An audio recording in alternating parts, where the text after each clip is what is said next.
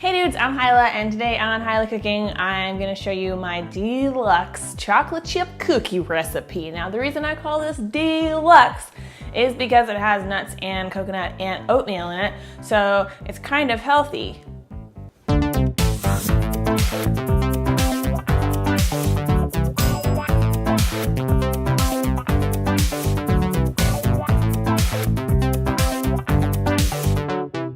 We're gonna start out like any other cookie with some softened butter. I've got a half a cup here, AKA 1 stick if you're in America. So I'm gonna add some brown sugar and get this kind of mashed up together. And you could totally do this with a hand mixer or a stand mixer, but I know that not everyone in the world has those things. So I'm gonna just prove to you that it can also be done by hand.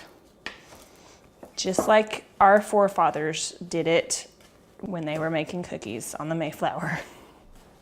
Don't get me wrong, it's a real pain in the nuts to do it by hand, but by golly, I'll do it for you.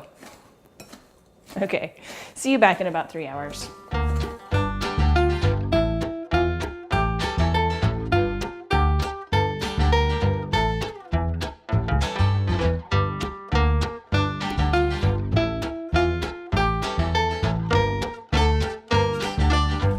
Okay, it really only took about 5 minutes, but anyway, you get the idea. So it's all soft, it's creamed together, and I'm gonna add 1 egg.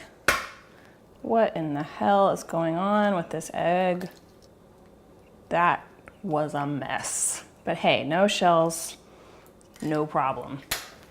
That should be a reggae song if I made a reggae band.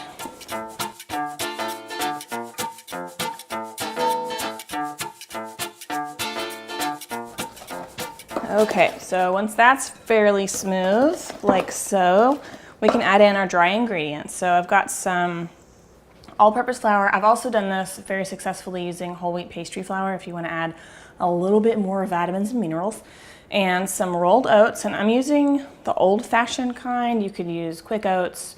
I wouldn't recommend using instant oats because they kind of just, you don't really get any kind of texture out of them at all. And definitely don't use steel-cut oats because then you'll have real crunchy cookies. There's a little bit of salt and some baking soda, not baking powder. We're using baking soda because we used all brown sugar. So the brown sugar is a little bit acidic and that will react with the baking soda and make them rise. Baking powder would be too much acid.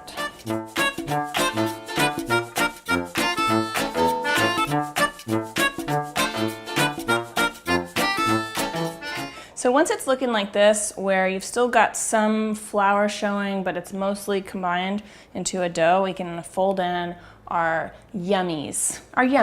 I've got some shredded unsweetened coconut here. You can use sweetened coconut. I've got some semi-sweet chocolate chips and a combination of minced almonds, walnuts, and pecans. You can use anything you want. And if you don't like those things, you could just add more chocolate chips in place of coconut or nuts. So there we go. Cookie dough is done, man. So we can just put it on our sheet.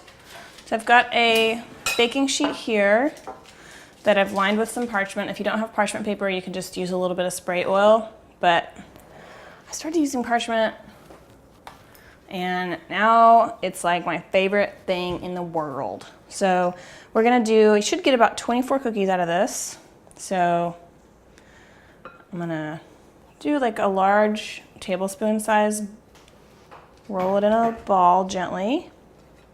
And this is a great cookie dough for making ahead and freezing. You could just form all the cookies on a sheet like this, put it in the freezer until they're solid, and then store them in a Ziploc bag in the freezer for several months.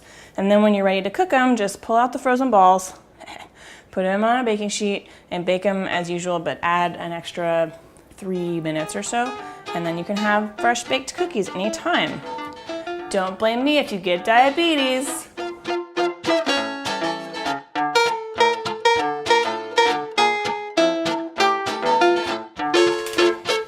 And then if you messed up because you're not good at fractions, you can space them out a little bit better, like that.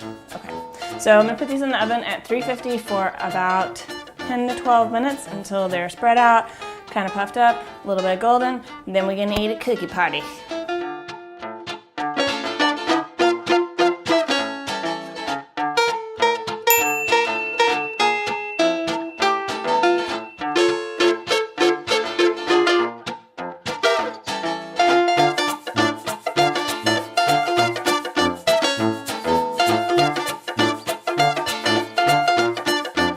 Karate chop cookie time!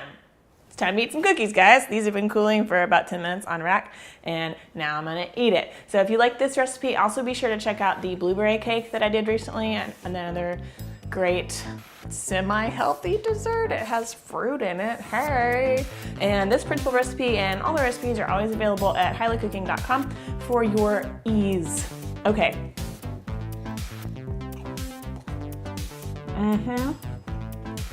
That's what I call a deluxe cookie. That is so delicious. So delicious, even the dog wants some. Too bad that chocolate chip cookies are poison for dogs.